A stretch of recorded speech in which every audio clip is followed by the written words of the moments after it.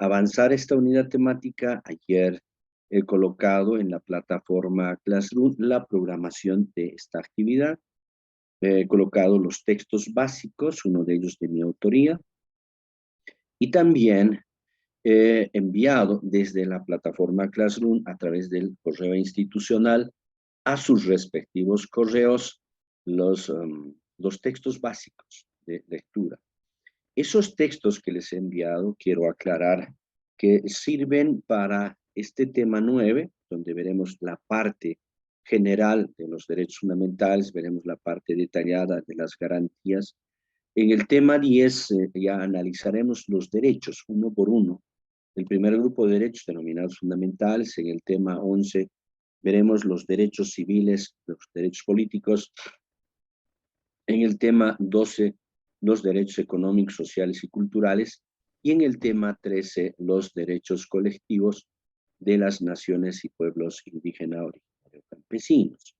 Los textos que les he enviado, especialmente el de mi autoría, soy autor, les sirven para estos 4 temas.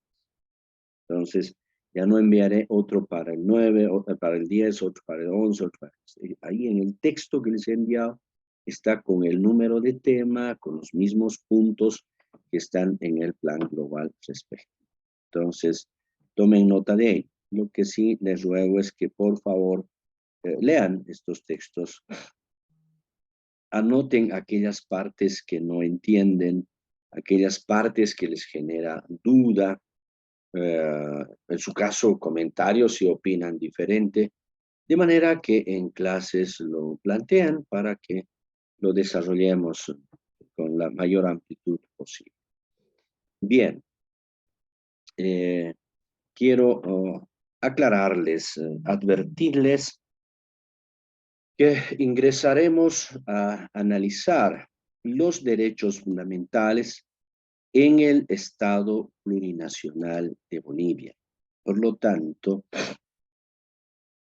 abordaremos de este tema al 13 los derechos que están reconocidos por la Constitución vigente en Bolivia y el bloque de constitucionalidad, porque se están formando ustedes para ser abogados y ejercerlo en Bolivia. Y también quiero recordarles que el tema de los derechos fundamentales y las garantías constitucionales son parte de la base dogmática del Estado boliviano, del diseño del sistema constitucional del Estado boliviano. Para entender lo que son los derechos fundamentales, siempre tenemos que partir por un marco conceptual. A ese efecto, nuestro docente ha elaborado un concepto que desde mi punto de vista supone lo siguiente. Los derechos fundamentales son aquel conjunto de facultades, capacidades, cualidades que tienen las personas para hacer o dejar de hacer algo inherente a su personalidad e interés. Es decir, son facultades, poderes que nos permiten como personas asumir una conducta, realizar una actividad concerniente a nuestros intereses para lograr desarrollarnos en el marco de una vida digna. Por lo tanto, también comprende este conjunto de capacidades, cualidades, el poder que tenemos de plantear al Estado a través de sus autoridades nuestras demandas, nuestras solicitudes de atención prioritaria para que podamos desarrollarnos dignamente como seres humanos. Finalmente, comprende el poder de impugnar, cuestionar las decisiones estatales asumidas a través de sus autoridades por ser contrarias a nuestros intereses, por ser contrarias al ordenamiento jurídico y por ser perjudiciales a nuestros derechos, a esas capacidades.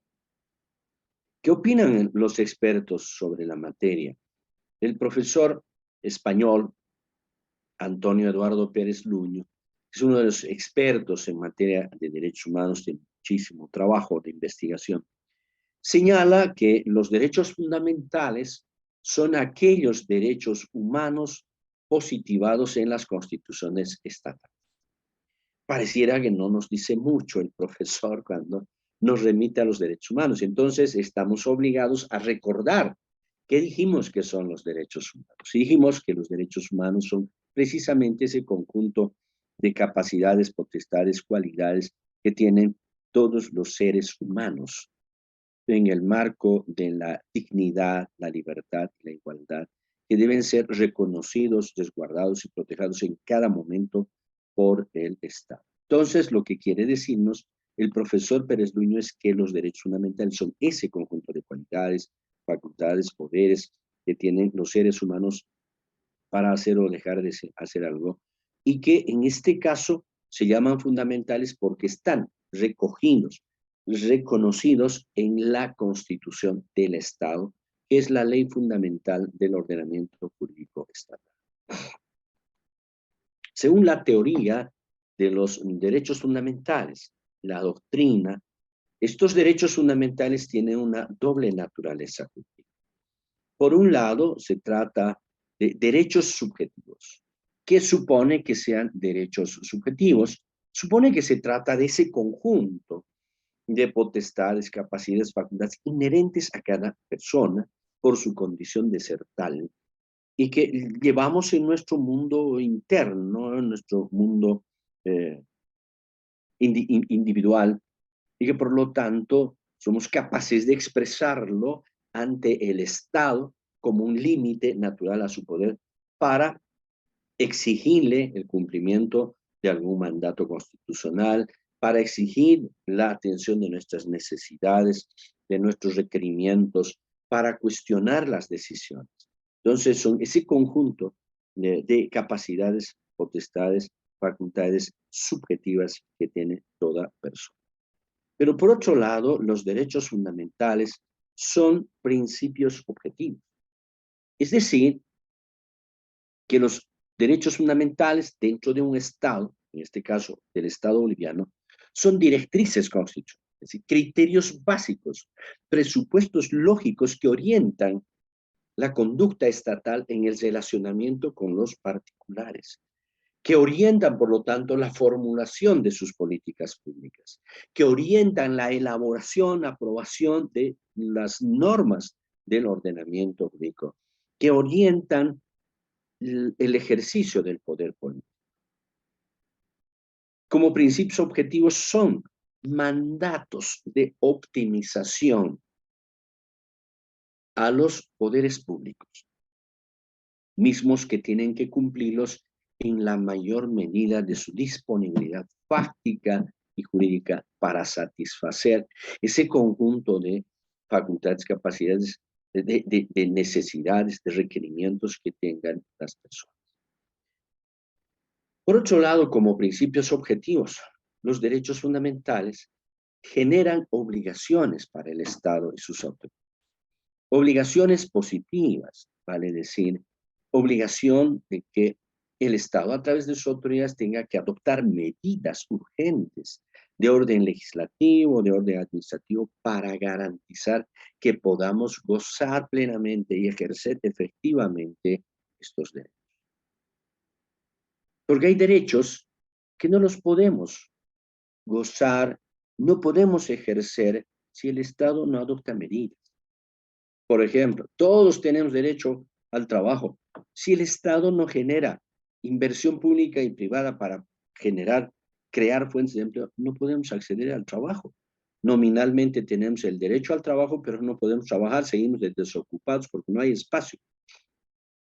Entonces ahí el Estado tiene una obligación positiva de hacer inversión pública, hacer inversión privada y generar fuentes de empleo estables y dignas. También, pero genera obligaciones negativas, ya lo dijimos en el tema 7, y en el anterior tema cuando analizamos la parte dogmática. Obligaciones negativas que significa prohibiciones al Estado y sus autoridades de asumir determinadas conductas que podrían vulnerar, que podrían restringir, suprimir ilegalmente los derechos fundamentales. Entonces, como principios objetivos, generan obligaciones para esto. Finalmente, los derechos fundamentales, como principios objetivos, limitan el ejercicio del poder. Son una frontera infranqueable por el poder político. El Estado tiene un poder, tiene la capacidad de mandar y de hacerse obedecer, pero esa su capacidad la tiene que ejercer respetando los derechos fundamentales. Porque si no es así, el Estado está convirtiendo en ilegal el ejercicio de su poder.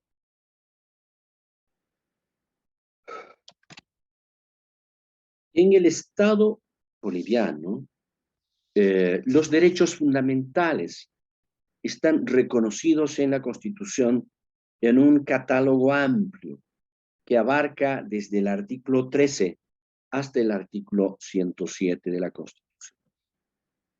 Y están reconocidos sobre la base de un conjunto de principios constitucionales.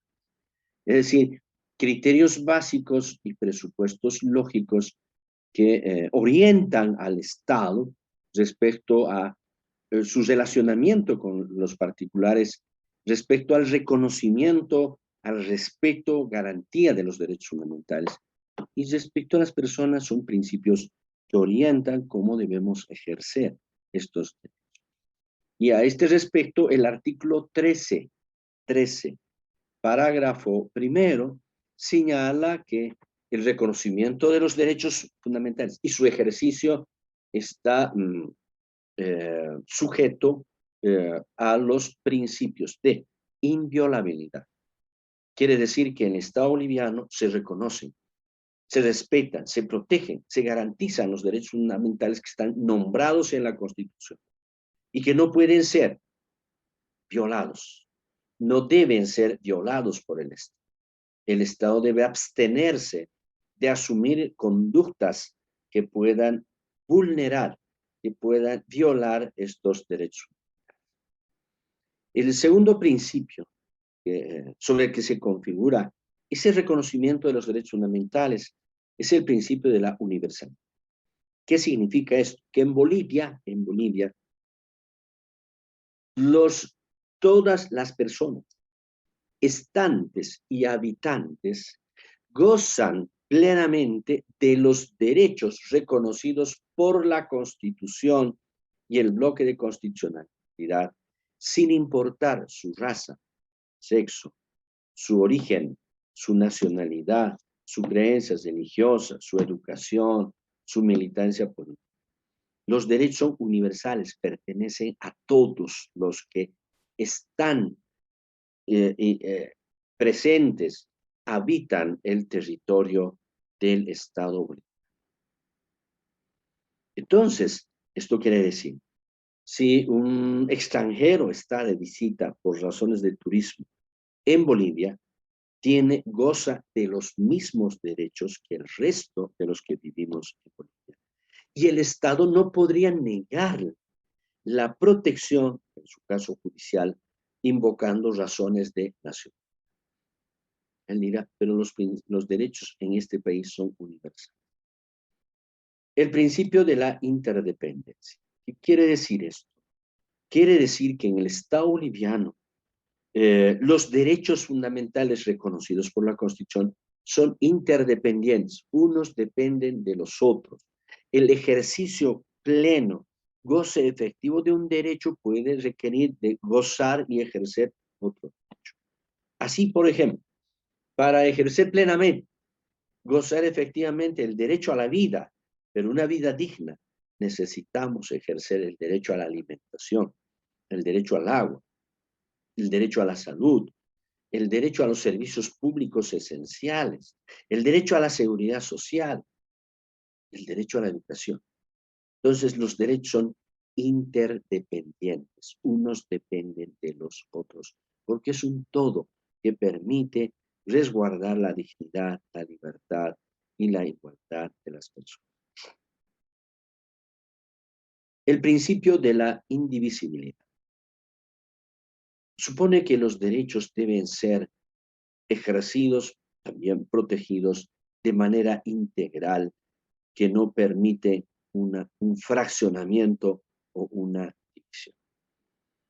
Esto supone que el Estado no puede ni debe arguir razones presupuestarias para fraccionar o dividir la protección de derechos y argumentar que en este año protegerá el derecho a la salud porque hay pandemia y tiene dinero, pero no protegerá derecho a la educación porque no alcanza. No puede hacer eso. Los derechos son indivisibles. tienen que ser resguardados, protegidos como un todo por parte del Estado. Finalmente está el principio de la progresividad. ¿Y qué supone el principio de progresividad? Supone que los derechos reconocidos expresamente por la Constitución no niegan la existencia de otros derechos, porque los derechos fundamentales de las personas van surgiendo progresivamente, ¿sí?, en función al avance tecnológico y científico que atraviesa la sociedad. Por lo que derechos que en una época histórica eh, eran impensables, en otras sí son ya una realidad. Así, por ejemplo, hasta hace unos 20 años nadie hubiese creído que era necesario reconocer derechos um, con relación al adelanto tecnológico y científico. Ejemplo, las redes sociales, el uso de las redes sociales, el acceso a las redes sociales, el acceso al Internet. ¿Mm? Luego, hay derechos como referidos al genoma humano. Saben ustedes que los científicos han logrado decodificar el genoma humano, han estudiado y luego le han otorgado unos códigos, siguiendo el abecedario, A, B, C, D, E. Y con esa investigación han encontrado el origen de muchas enfermedades que en el pasado no se podían descubrir y no se podían tratar. Yo fui parte de una investigación contratada por la UNAM de México para hacer un reporte de la legislación, de la normativa interna en Bolivia sobre los derechos del genoma humano, porque surgió un problema de bioética, ¿no? Los científicos nos explicaron que han logrado decodificar y hay personas que presentan fallas en esa codificación genómica. Nos mostraron el caso de una niña de 4 años que no podía coagular su sangre y todo el tiempo tenía derramamiento de sangre en todo el cuerpo, etc. Entonces ellos examinaron el caso y descubrieron que esa niña tenía el genoma A, B, C, D, E, directamente G. Tenía duplicado el genoma E y no tenía el genoma F. Y ese genoma F es el que se encarga de la coagulación de la sangre. Entonces ellos nos mostraron cómo solucionar este problema. Le extrajeron el E duplicado y le introdujeron un genoma F y nos mostraron a la niña sana. Entonces ahí la pregunta fue, ¿y de dónde sacaron ese genoma que le han introducido? Nos dijeron, de un ser que lo hemos creado en laboratorio, uniendo célula femenina, célula masculina en el laboratorio, hemos creado un nuevo ser. De ese ser hemos sacado células madres y en las células madres hemos obtenido este genoma F y se lo hemos inyectado. Y la siguiente pregunta fue, y luego de extraer esas células madre, ¿qué hacen con ese ser que lo han creado en el laboratorio? Lo matan. Entonces ahí surge el problema. ¿Es ético, médicamente, que tenga que crearse un ser para luego matarlo? A eso se llama bioética. Entonces, a partir de este adelanto, nos mostraron cosas realmente que dan esperanza. Por ejemplo, en el Brasil están curando enfermedades consistente en cáncer de páncreas a través de células madre. Ahora que ha surgido este grave problema de la pandemia, los que hemos sido infectados tenemos secuelas, especialmente en el orden pulmonar. Hay personas a las que se ha ingresado en el cerebro, en otras áreas, y eso están empezando a tratar en América Mexicana a través de células madre para regenerar todo el código genético, etcétera, y la estructura celular. Es algo apasionante, pero a la vez, nos dijeron los científicos, así como tiene estos aspectos positivos, tiene estos aspectos negativos el genoma humano. Entonces, ¿qué hay que hacer? Hay que introducir en el ordenamiento jurídico interno de los estados el reconocimiento de los derechos del genoma humano. Y ahora uno dirá, ¿Era posible hablar de derechos del genoma humano hasta hace 20 años atrás? No, ahora sí. Entonces, la progresividad supone esto, que hay los derechos fundamentales van surgiendo progresivamente y por lo tanto se tiene que ir incorporando también progresivamente en la Constitución como una fuente de garantía para que el Estado los respete, los resguarde, los proteja, lo garantice. Estos son los principios sobre los que está organizado el catálogo de derechos fundamentales en el Estado plurinacional de Bolivia. ¿Qué es el catálogo de derechos fundamentales? Acabamos de hablar esa palabra, catálogo, hemos estado mencionando a Amílcar Martínez. Apague su micrófono, está generando ruido. Voy a cortar desde acá, pero por favor mantenga desactivado el micrófono. A ver, ya desde el tema 7, el tema 8, hemos venido mencionando esta palabra, catálogo de derechos fundamentales. La pregunta es, ¿qué es el catálogo de derechos fundamentales? La respuesta es sencilla. El catálogo de los derechos fundamentales es aquella parte de la Constitución constituido por normas constitucionales que reconocen expresamente los derechos fundamentales de las personas. En el caso boliviano tenemos un catálogo de derechos fundamentales extenso que abarca desde el artículo 13 hasta el artículo 107 de la Constitución. Es una de las más extensas en el mundo entero. Bolivia es uno de 10 países, por ejemplo, que en su catálogo ha reconocido el derecho al agua como derecho fundamental o el derecho a la alimentación. Solo 10 estados en el mundo tienen eso. Esto no reconoce todavía como derecho.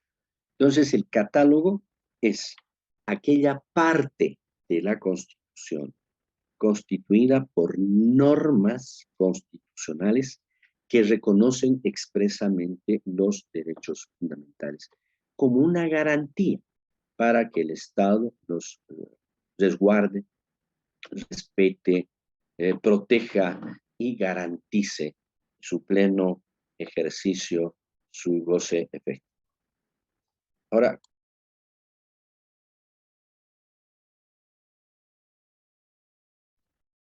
¿cómo está organizado ese catálogo de derechos fundamentales en Bolivia, en el Estado boliviano?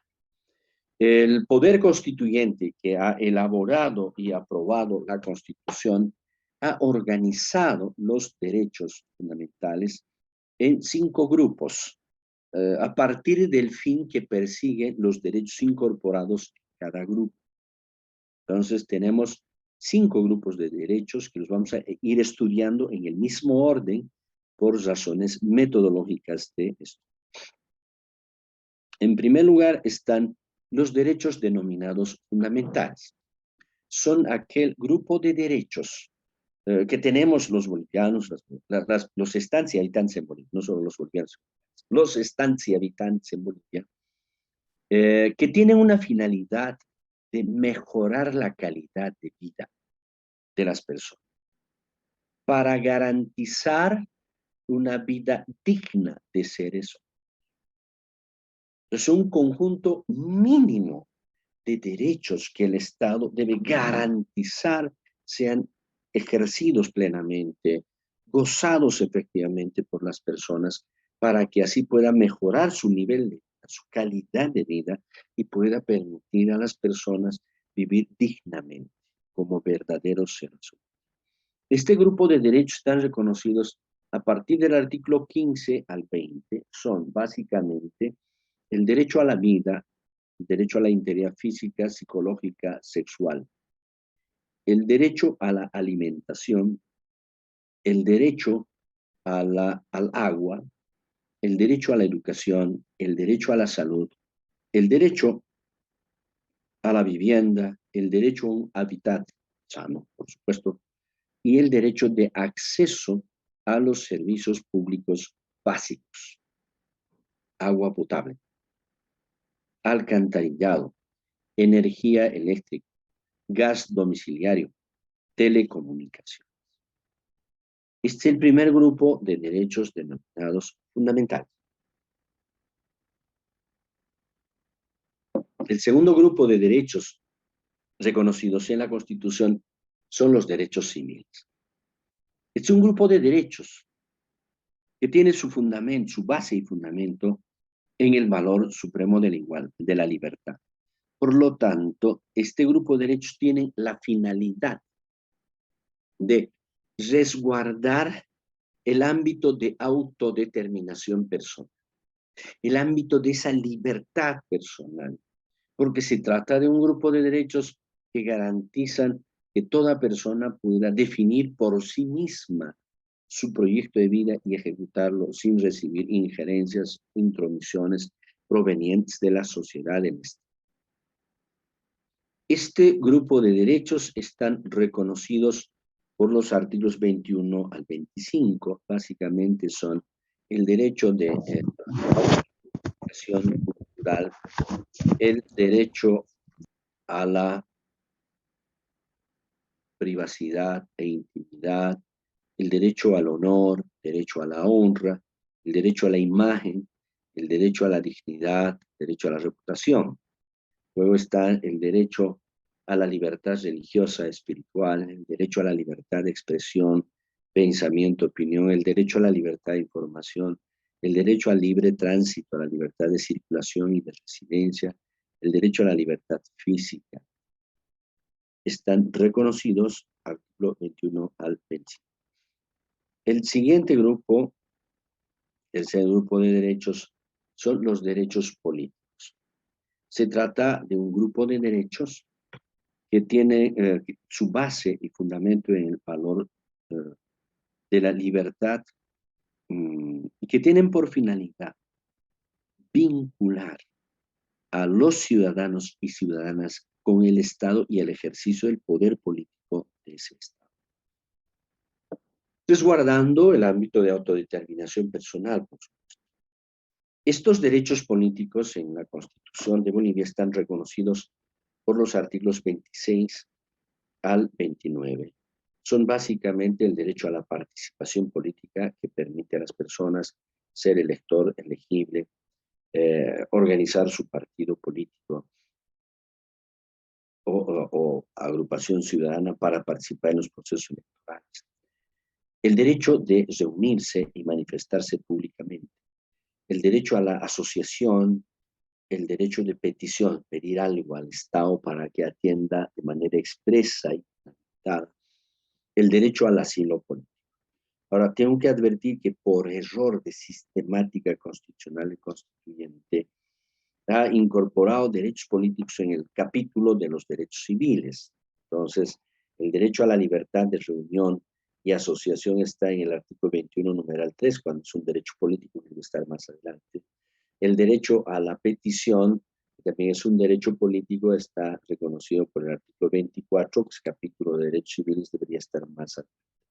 Esto como meramente aclaración, pero vamos a entender que se tratan de derechos propiamente políticos.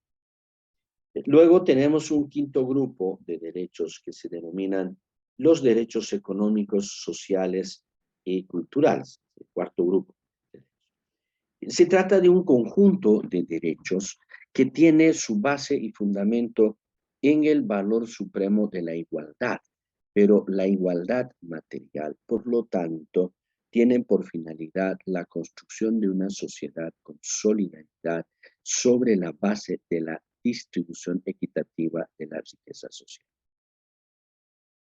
Este grupo de derechos están creados bajo una concepción del hombre como un sujeto social, no un hombre aislado, individualista, egoísta, sino un hombre que es parte de una estructura social, parte de una familia y parte a través de la familia de una sociedad y tiene que desenvolverse en el marco de los principios de la solidaridad, la colaboración, etc.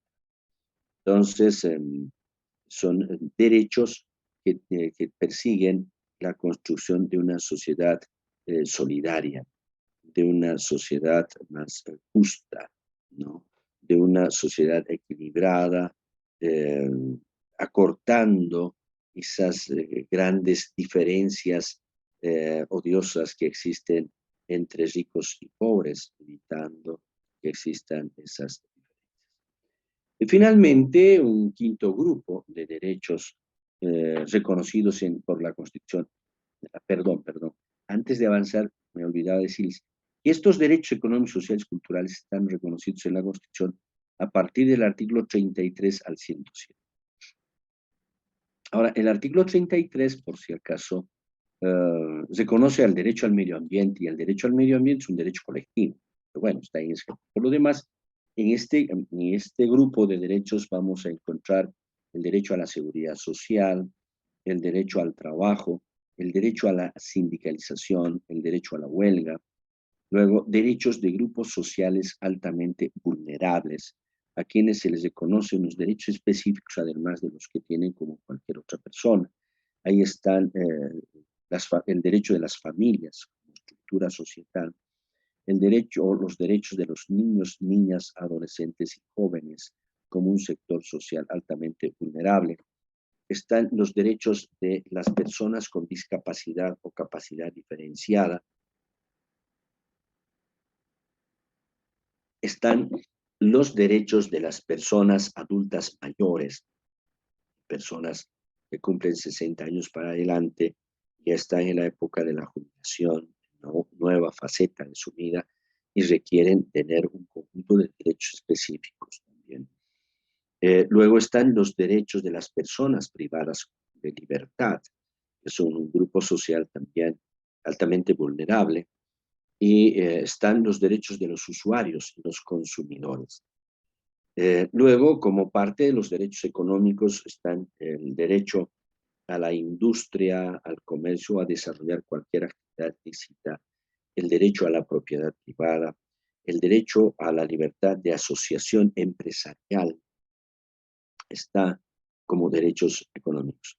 Luego los derechos culturales, el derecho a la identidad cultural, el derecho a practicar, ejercer una determinada cultura, el derecho al deporte, a la recreación, son derechos culturales. Están, reitero, del artículo 33 al artículo 107. Finalmente, en ese extenso catálogo de derechos en el Estado boliviano se tienen los derechos colectivos de las naciones y pueblos indígena originario campesino. Se trata de un grupo de derechos que tienen su base y fundamento en el valor supremo de la dignidad y tienen por finalidad este grupo de derechos colectivos de preservar, resguardar y proteger a los grupos sociales, a estos colectivos denominados naciones y pueblos indígenas originarios como colectivos humanos, por estar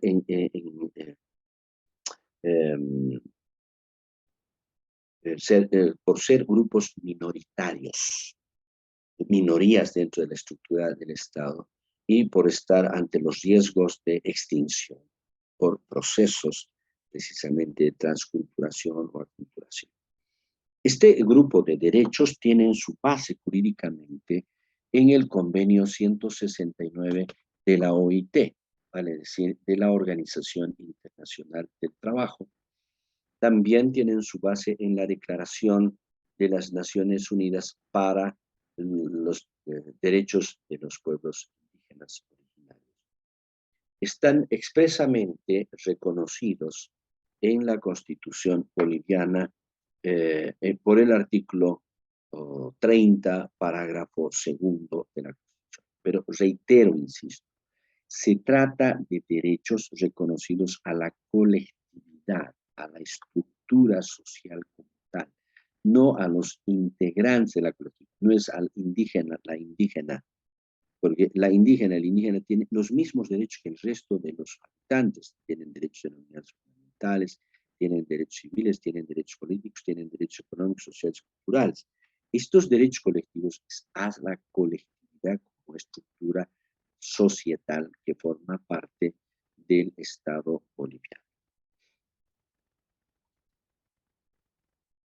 ¿Qué es la cláusula abierta? La cláusula abierta es aquella norma constitucional habilitante para incorporar nuevos derechos fundamentales que no están expresamente reconocidos por la Constitución. Y que según la teoría de los derechos fundamentales, esos derechos se conocen como derechos innominados o derechos. A ver, quiero que me entiendan. A pesar de lo extenso que es el catálogo que tiene actualmente la Constitución, faltan muchos derechos que no están en ese catálogo. ¿Eso por qué? Por muchas razones. Primero, por una falta de rigurosidad académica, porque quienes han escrito la Constitución han sido asambleístas políticos y no les podemos exigir conocimientos jurídicos profundos. Dos, porque hay derechos que recién están surgiendo progresivamente. Entonces, hay muchos derechos que no están expresamente reconocidos en la Constitución. Por ejemplo, vamos a decir, el derecho a la nacionalidad, el derecho al descanso y la recreación, ¿no? El derecho a la paz y no la guerra, el derecho a la nacionalidad y muchos otros derechos. ¿Y qué hacemos si no están expresamente reconocidos en la Constitución? Se establece una cláusula abierta, una norma de la Constitución habilitante para incorporar por vía de interpretación constitucional al catálogo de derechos esos derechos innominados o implícitos. En Bolivia, esa cláusula abierta está prevista por el artículo 13, parágrafo segundo de la Constitución.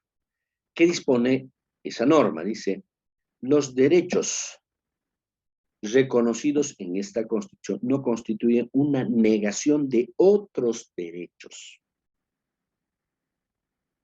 que tienen su base en un Estado democrático de derecho. Entonces, a partir de eso, si un derecho a la nacionalidad no está expresamente en el catálogo, el juez constitucional por vía de interpretación tiene que integrar a ese catálogo.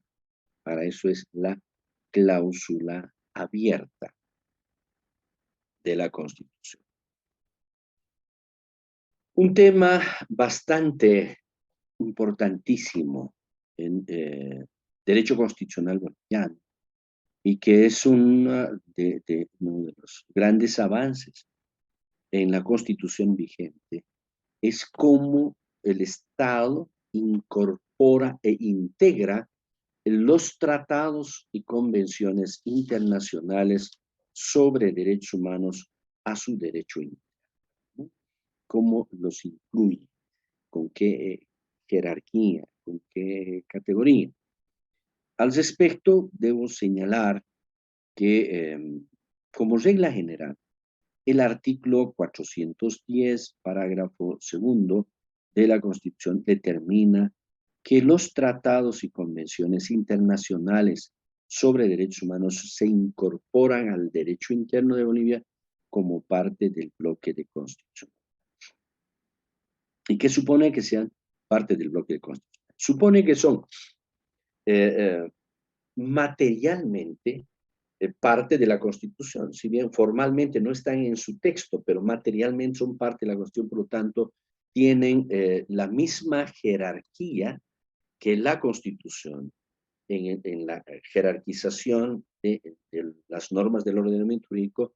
Los tratados y convenciones internacionales tienen el mismo lugar, ocupan el mismo lugar jerárquico que la Constitución. Se colocan por encima de las leyes, por encima de los estatutos autonómicos, de las cartas orgánicas, por encima de las leyes, pues todas esas normas tienen que subordinarse a los tratados y convenciones internacionales.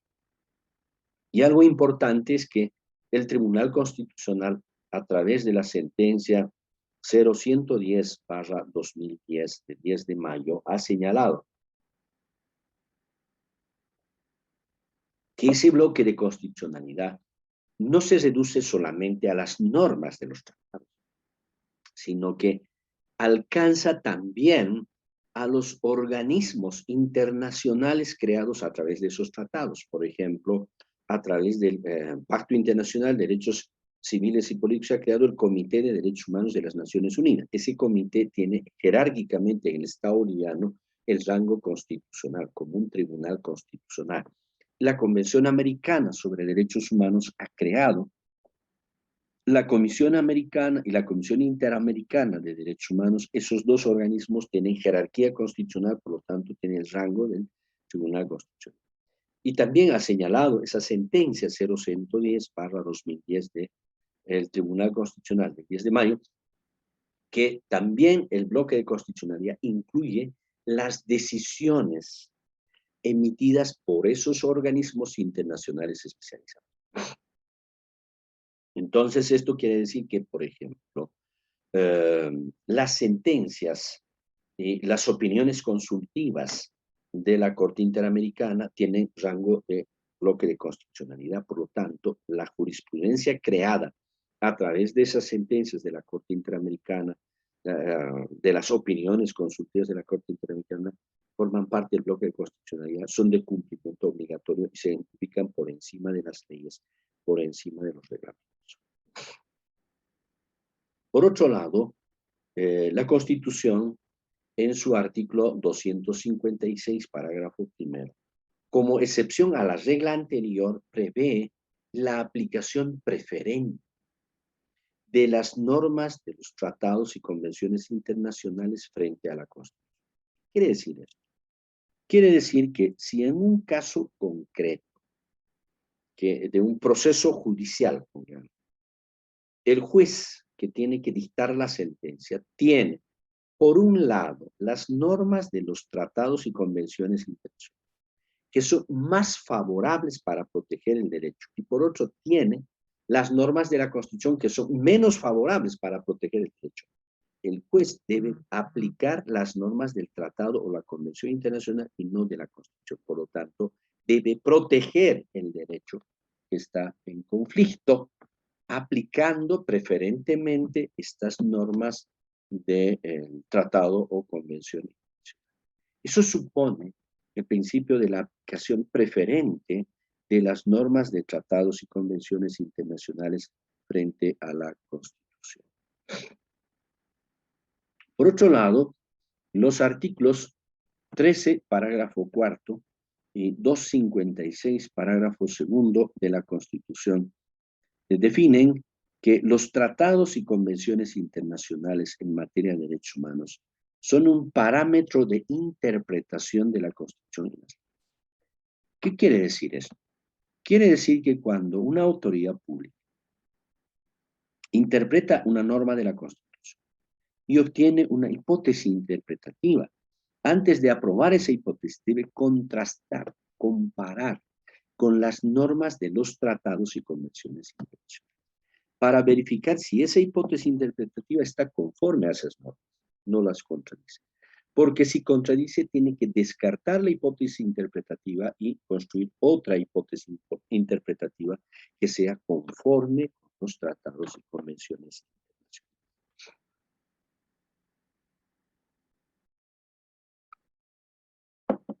Esto genera el principio de interpretación desde y de conformidad con la Constitución. Y se trata, ojo, de una interpretación de resultados, no de mera formalidad.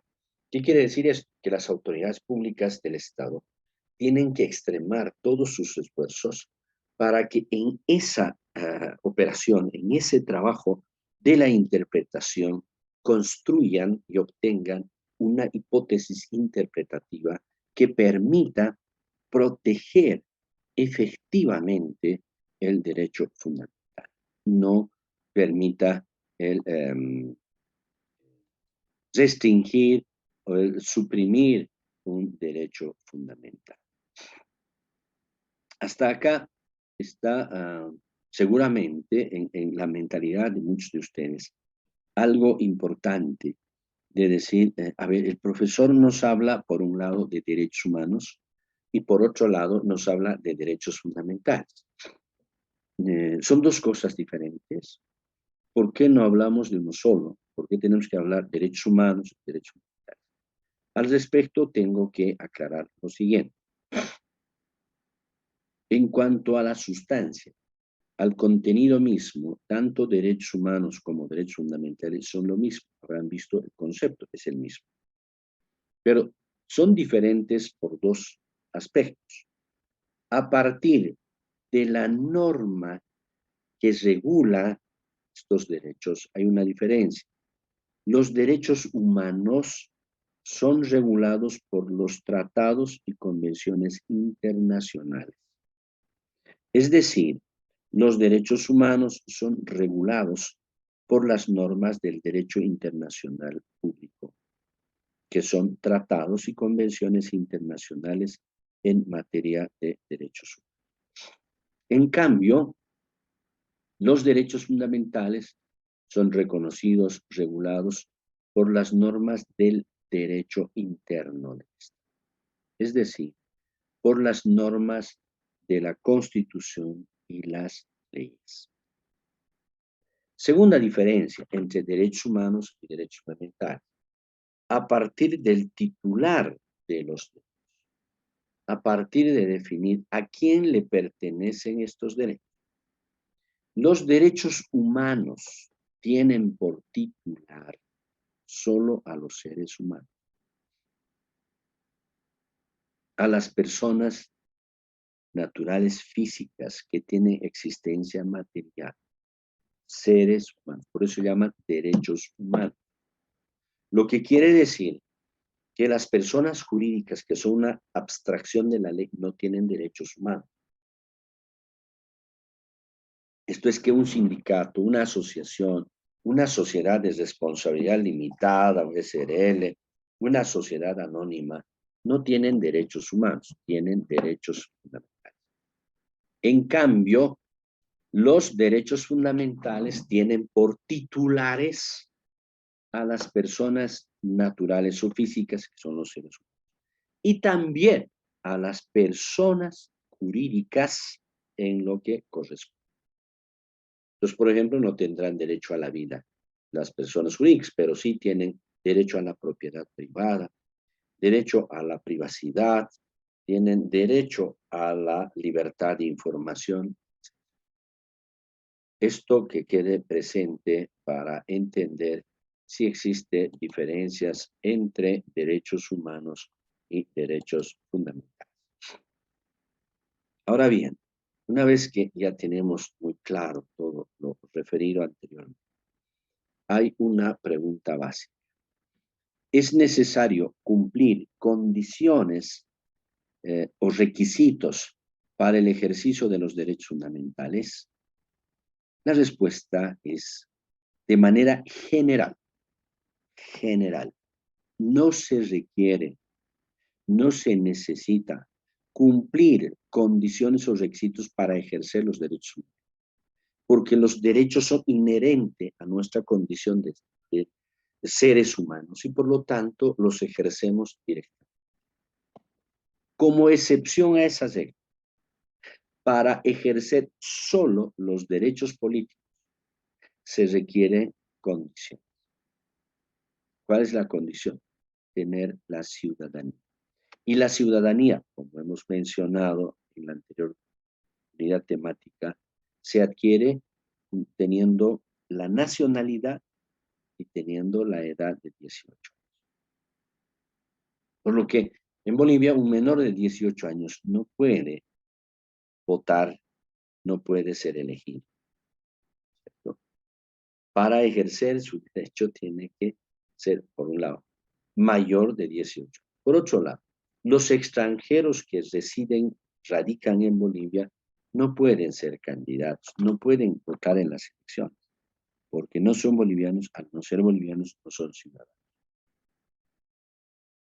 Y también, excepcionalmente, en materia laboral, los extranjeros residentes en Bolivia, para ejercer su derecho al trabajo, requieren la condición de tener la autorización del Estado de radicar en Bolivia de manera permanente con derecho a trabajo. Esta condición es puesta no solo en Bolivia, en el mundo entero, porque los estados tienen la obligación de proteger primero a su población para garantizarse el acceso a la fuente de trabajo. Y si vienen extranjeros, los desplazan. Por eso al extranjero se exige que tenga residencia permanente y tenga autorización de trabajo. Lo propio sucede en todas partes. Bien. Un tema inevitable del que ya hablamos en la unidad temática número 7 y que lo tengo que reiterar, es el referido al ejercicio de los derechos fundamentales. El tema 7 habla del ejercicio de los derechos humanos. Y viene una pregunta obligada. Toda persona, al ser titular de un derecho fundamental, puede y debe ejercer de manera irrestricta, de manera absoluta, sin límite alguno, sus derechos fundamentales.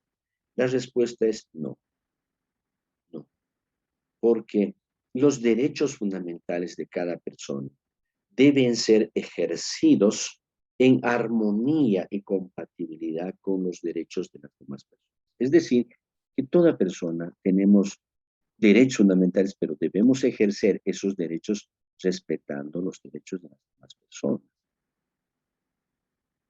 Entonces, a partir de ello, cabe señalar que el Estado en Bolivia puede imponer limitaciones o restricciones al ejercicio de los derechos fundamentales. Puede imponer válidamente limitaciones al ejercicio de los derechos fundamentales. ¿Hay bases normativas que justifiquen eso? Sí. Ahí tenemos el artículo 29, numeral 2 de la Declaración Universal de Derechos Humanos.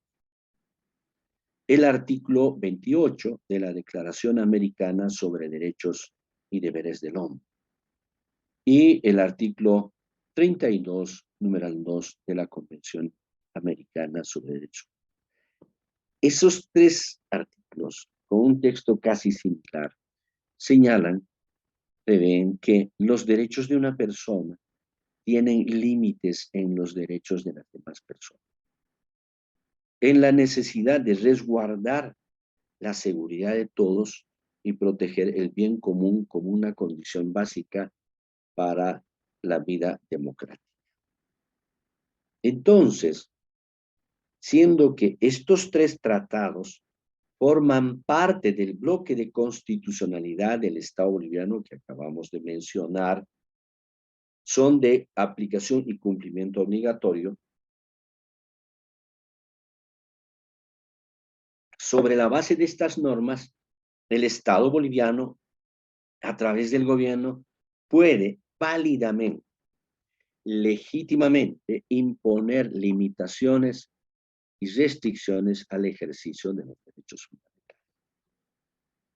En estos días se ha estado planteando, de hecho en uno de los grupos me plantearon en la anterior clase, ¿puede el Estado imponer la obligatoriedad de vacunarse? Entonces salen y dicen, no, porque las personas tenemos derecho a decidir por nosotros mismos, tenemos derecho a la libertad personal, al libre desarrollo personal, sí, pero ese es su derecho, tiene que ejercerlo en armonía con los derechos de los demás. Y si usted se contagia del virus de COVID-19, no solamente está poniendo en peligro su salud y su vida, está poniendo en peligro la salud y la vida de todas las personas que se relacionan con usted, porque lo primero va a llevar a su casa. En su casa va a contagiar a sus familiares.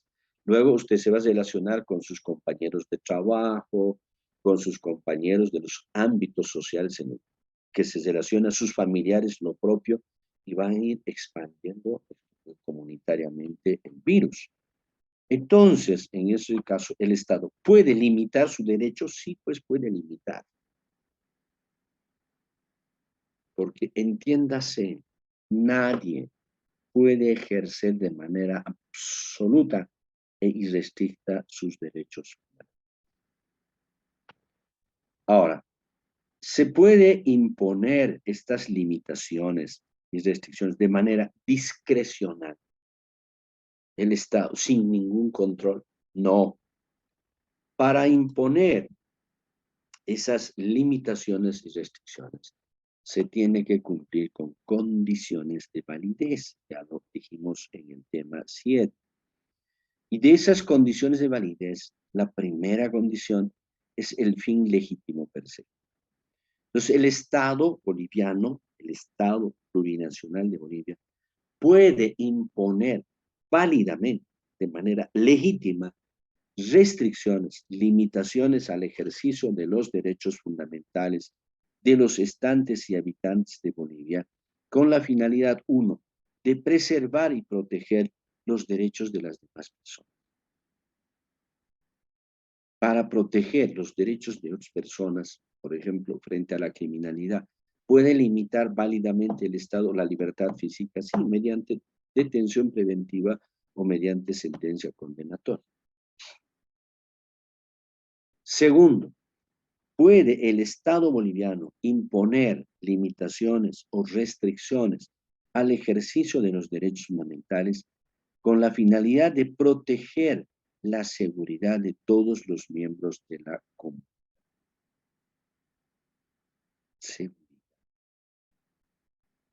En los diferentes aspectos: seguridad ciudadana, seguridad jurídica, seguridad humana, seguridad económica, seguridad alimentaria, etcétera, etcétera. ¿Puede imponer limitaciones? Sí, puede limitar el ejercicio de nuestros derechos fundamentales.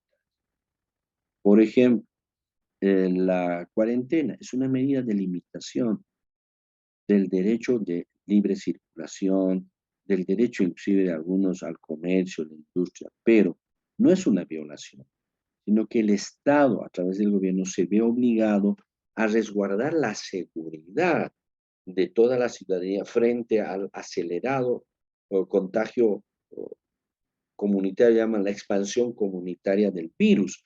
Entonces, retenerlos en sus casas, aislarlos para que no tomen contacto y no contagien al otro, restringe válidamente. A eso no podemos llamar violación. Pero tendrá que cumplir con las otras condiciones, eso sí. También se puede limitar el ejercicio de los derechos fundamentales, se puede restringir para preservar el bien común, el interés general de todos, como una condición básica para el desenvolvimiento democrático de la sociedad. Entonces, ¿cuáles son las condiciones de validez que el Estado tiene que cumplir para limitar el ejercicio de los derechos humanos y que ustedes como abogados, cuando estén ejerciendo la profesión y les planteen un problema, tienen que verificar si se cumple o no? En primer lugar está el principio de reserva de. ¿Qué quiere decir esto? Quiere decir que la definición de imponer limitaciones al ejercicio de los derechos fundamentales le corresponde y está reservado a la ley en su sentido formal. Es decir, aquel conjunto de normas y reglas elaboradas, aprobadas, sancionadas por el órgano legislativo, previo debate democrático y plural, y respetando el procedimiento señalado por la Constitución. Así lo dispone el artículo 109 de la Constitución y el artículo 30 de la Convención Americana sobre Derechos Humanos. Entonces, esto quiere decir que el órgano ejecutivo, sea nacional, departamental, municipal, a nivel nacional el presidente y los ministros, a nivel departamental el gobernador y los secretarios departamentales, a nivel municipal el alcalde con sus secretarios municipales, no puede ni deben definir imposición de límites al ejercicio de los derechos fundamentales mediante decreto supremo a nivel nacional, decreto gubernativo a nivel departamental o decreto edil a nivel municipal. No puede.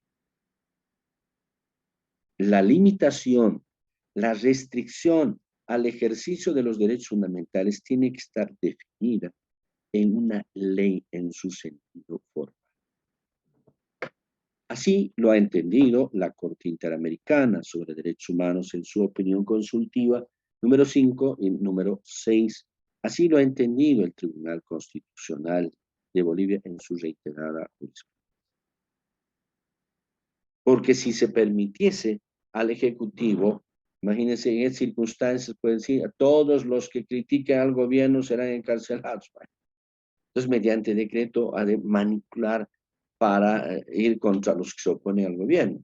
La idea de que lo haga el legislativo es porque el legislativo tiene una composición total, donde están los del oficialismo, están los de la oposición, están los de la derecha, están los de la izquierda, están los del centro, centro izquierda, centro derecha, están todos. Eso tiene que ser una ley. Segunda condición, el fin legítimo constitucional per se. ¿Qué finalidad se persigue con la limitación o la restricción al ejercicio de los derechos humanos? Tiene que haber una finalidad. Entonces, por ejemplo, respecto a la propiedad privada, la alcaldía tiene que construir un hospital de segundo nivel, pero no tiene terreno municipal, no hay. Entonces, el construir ese hospital es de prioridad para la sociedad, porque necesitamos una unidad hospitalaria donde podamos acudir las personas a un control preventivo o, en su caso, a la salud curativa, que estamos enfermos y nos pueda hacer el tratamiento y curarnos. Entonces, ahí el fin legítimo es la necesidad y la utilidad pública para que el Estado, a través del gobierno autónomo municipal, pueda hacerse propietario de ese terreno que pertenece a una persona particular, póngale que se llama Luis Fuentes. Entonces, el Estado puede limitar la propiedad privada de Luis Fuentes a través de expropiación, obligarle a que le venda. Pero esa expropiación tiene que ser definida por una ley, principio de reserva de ley, y tiene que responder a un fin legítimo constitucional, que es la necesidad y utilidad pública de construir una unidad hospitalaria, y finalmente tienen que pagarle el justo precio al dueño de ese terreno que es Luis Fuentes. También en materia penal, el Estado, para resguardar y proteger la seguridad jurídica de la población frente a la criminalidad, el robo, entonces puede limitar el ejercicio de la libertad personal, sí. ¿Cómo? Estableciendo mediante ley, Código de Procedimiento Penal, la detención preventiva y, una vez obtenida la sentencia, la condena a pena privativa de libertad, 4 años en la cárcel. Están protegiendo a la sociedad frente a ese criminal que se ha acostumbrado a hacerse de bien ajeno. El fin legítimo es resguardar la seguridad jurídica de toda la ciudadanía. Tercera condición es el principio de proporcionalidad.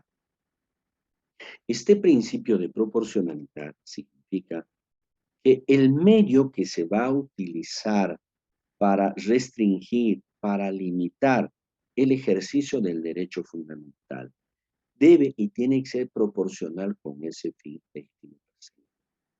Entonces, si, por ejemplo, en el ejemplo que les había puesto de la necesidad que tiene la alcaldía de hacerse propietaria de un terreno privado, el fin legítimo es construir un hospital de segundo nivel, ¿sí? Para lo que técnicamente requiere 5.000 metros. Entonces, lo que tiene que hacer la alcaldía es expropiar un bien, una propiedad privada de 5.000 metros, pero no puede expropiar una propiedad que tiene 50.000 metros. No habría proporcionalidad entre el fin perseguido, que es construir un hospital, para lo que se necesita 5.000 metros, con el medio que está expropiando 50.000 metros. O en materia penal,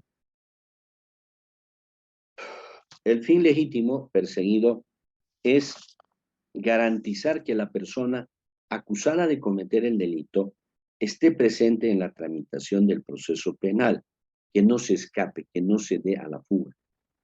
Ese es el fin legítimo. ¿Cuál es el medio para lograr ese fin? La medida, la detención preventiva. Entonces hay que verificar, ¿esa medida es necesaria realmente? ¿Es legítima? No hay otra medida menos gravosa y dura que la detención preventiva. El juez dirá, pero tengo el arraigo con una fianza. es menos gravosa. Entonces, aplique el arraigo fianza, no la detención preventiva.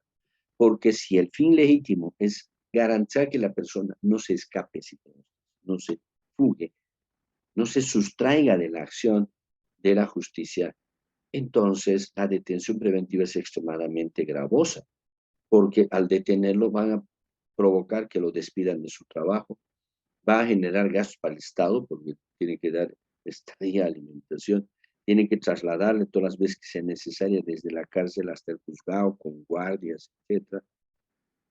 Pero además va a provocar conflictos en la familia, lo van a aislar de la familia.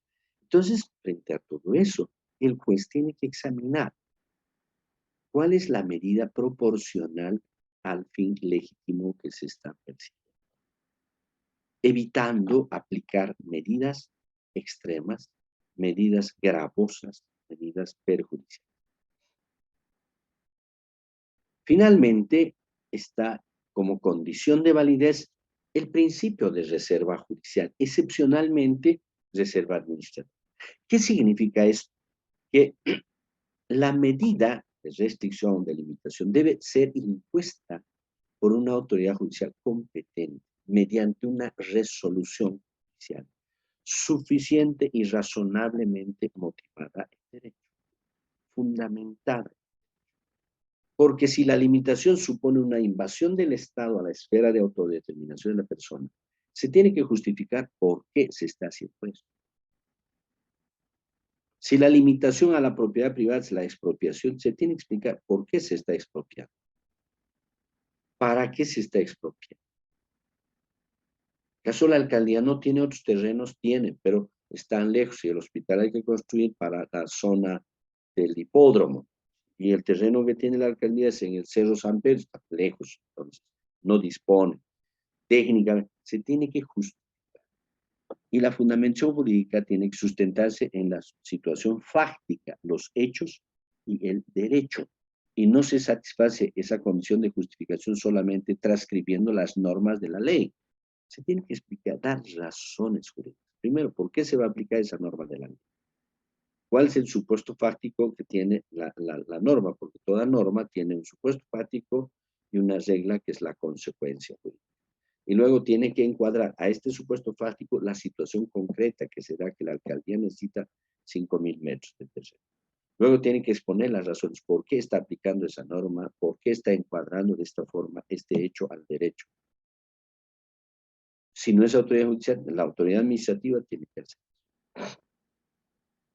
Entonces un juez no puede, por ejemplo, mandar en detención preventiva a una persona, sí, es que está siendo enjuiciada por un delito grave que es asesinato y que se presume que se puede escapar, por lo tanto lo mando a la cárcel de Labra. ¿Por qué se presume que se va a escapar? ¿Hay alguna prueba de que tiene una facilidad de escaparse y tiene la intención de escaparse? ¿Ha mostrado en algún momento su intención de no colaborar con la investigación y de escaparse? Explique. Entonces, ¿por qué se les está enseñando todo esto a ustedes, queridas y queridos? Porque cuando sean abogados, en su caso sean fiscales, sean jueces, sean asesores, y estén en una situación donde aparentemente se ha producido una violación de un derecho fundamental, hay un conflicto jurídico donde hay como componente la afectación de un derecho fundamental. Ustedes tienen la obligación de verificar si el caso se trata de una violación al derecho fundamental o de una limitación. Entonces, ustedes tienen que verificar. Esa medida que le han impuesto está definida en la ley, no en un reglamento. Entonces, no es una limitación, es una violación. Está en la ley. ¿Había un fin legítimo para que le impongan esa medida? No. Entonces, violación, no es limitación. Sí había un fin legítimo debidamente justificado. Entonces, no es violación, es limitación legal. La medida que han aplicado para limitar el ejercicio del derecho es proporcional con el fin legítimo, sí. Es restricción, limitación legal. No es proporcional, es excesivamente gravosa. Entonces, violación del derecho no es restricción legal. Luego, después de todo eso, tienen que revisar ¿Hay una resolución judicial o administrativa? Sí. ¿Está suficiente y razonablemente fundamentada en derecho? No, no está fundamentada en derecho, entonces si falta uno solo de estos 4 elementos que son los elementos de las condiciones de validez para restringir, limitar el ejercicio de un derecho fundamental, estamos ante una violación, no ante una limitación. Si estamos ante una violación, ¿qué tenemos que hacer? Activar los remedios jurídicos creados por la Constitución que se llaman garantías constitucionales jurisdiccionales que vamos a conocer. En este mismo tema vamos a conocer qué es una acción de amparo, qué es una acción de libertad, qué es una acción de protección de privacidad, qué es una acción popular, qué es una acción de cumplimiento. Entonces, esto que estamos analizando, fíjense, no es por molestarse y quitarse su tiempo, son herramientas para que trabajen como profesionales abogados. Tiene una aplicación práctica. Si va un cliente y dice, sabe, doctorcito, doctorita, anoche a la 1 de la mañana hubo un barullo, ladrido de perros, me levanté y de pronto el perrito empezó a gritar y vi unas personas que saltaban de la pared, del techo y lo agarraban a patadas al perrito. Luego a mí me agarraron y empezaron a destrozar los bienes en la casa buscando papeles, luego se lo llevaron detenido a mi esposo. Les voy a contar una historia. ¿Qué tienen que hacer ustedes? Examinar si en eso que les ha relatado el cliente hay un conflicto jurídico. ¿Qué tipo de conflicto es? Y si es un conflicto jurídico constitucional, ¿de qué naturaleza es? ¿Es normativo, tutelar, competencial? Si hay indicios de que se hubiese violado derechos fundamentales, entonces inmediatamente tienen que verificar. ¿Se trata de violación del derecho o se trata de una restricción legal o limitación al ejercicio de los derechos? ¿Y cómo van a verificar eso? Revisar. ¿Eso que ha hecho el policía estaba definido en la ley? Sí, hay el allanamiento de domicilio porque se trata de un allanamiento. Entonces, está definido por el artículo 181 del Código de Procedimiento Penal, que seguramente les van a enseñar. ¿Había un fin legítimo perseguido? Sí, que era obtener pruebas y que supuestamente el esposo de la señora está acusado de cometer un delito, pero se estaba ocultando maliciosamente y había que aprenderlo y además obtener la prueba correspondiente. ¿Ok? Hay el principio de proporcionalidad. La medida fue proporcional con el fin perseguido. No, porque se entraron de noche y está prohibido entrar de noche. Entonces es violación, no es limitación. Luego, había una orden judicial, no solamente el policía, salvo que sea delito flagrante, donde sí pueden entrar. Si no es delito flagrante, no puede entrar la policía si no tiene orden judicial, ni siquiera el fiscal. Es orden judicial. Entonces, es la labor que tienen que realizar cuando ustedes sean abogados.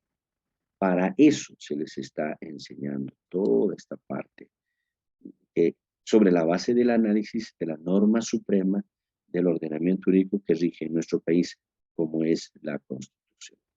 Bien, presumo que hasta esta parte habrá dudas, preguntas, por lo tanto, estando próximos a la finalización, como siempre, les concedo el uso de la palabra para que me planteen sus dudas, las partes que no han entendido o quieren opinar algo sobre lo que hemos pensado. Tienen el uso de la palabra.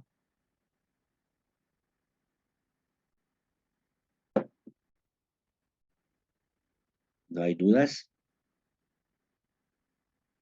¿No hay preguntas? Debo presumir que todo estaba muy en claro. Espero que así sea, ¿no? Espero que no sea porque se han apartado de su plataforma. Entonces, si no hay preguntas, voy a dar por concluida esta clase. Los volveré a ver el día jueves. Cuídense mucho. Buenas tardes y hasta luego a todos. Hasta luego, doctor. Buenas tardes. Buenas tardes, Hasta doctor. luego, doctor. Gracias, doctor. Hasta luego, doctor. Que les vaya bien. Hasta luego. Hasta luego, doctor. Hasta luego. Cuídense, que estén bien. Hasta luego, doctor. Gracias. Hasta luego. Hasta luego. Doctor, tengo una consulta. Sí. Nos va a ir pasando tal vez las grabaciones de la clase, porque, sabe, con la anterior experiencia que tuvimos cuando nos pasó las grabaciones, entonces pudimos otra vuelta leer y comprender mejor. Por eso le preguntaba, doctor. Saben que voy a pasar cuando vayamos terminando, tengo pendiente los otros, pero no deben confiarse en la grabación. Están ustedes acostumbrados a memorizar. Ya les dije, Delia, que el peor método para ustedes es memorizar. Se entiende, originalmente el envío de esta grabación será para los que no logran entrar a clases porque tienen problemas económicos, problemas técnicos. Para ellos sí, pero para ustedes no, porque a ver, si estuviésemos en clases presenciales, ¿qué dirían? Repita, profesor, la clase. No, ¿verdad? La parte donde van a aprender, querida Delia, en vez de memorizar, es sentarse un momento de tranquilidad, organizarse bien su tiempo, sentarse, tomar el texto que se le ha enviado y leerlo con el debido cuidado, analizando, anotando las palabras que no entienden, revisar un diccionario. Esa es una forma adecuada de estudiar y de aprender. Estamos año que pasa mal en la universidad porque damos muchas comodidades a los estudiantes y los estudiantes memorizan y cuando son abogados están ejerciendo mal la profesión. De todas maneras se va a enviar las grabaciones, voy a colocar en el grupo WhatsApp, pero no debía ser el tema esencial para nuestra actividad. Gracias, doctor. Y sí, estoy tomando en cuenta su recomendación, doctor, de leer y hacer el seguimiento con las lecturas. Gracias, doctor. Ok, hasta luego. Que vaya bien.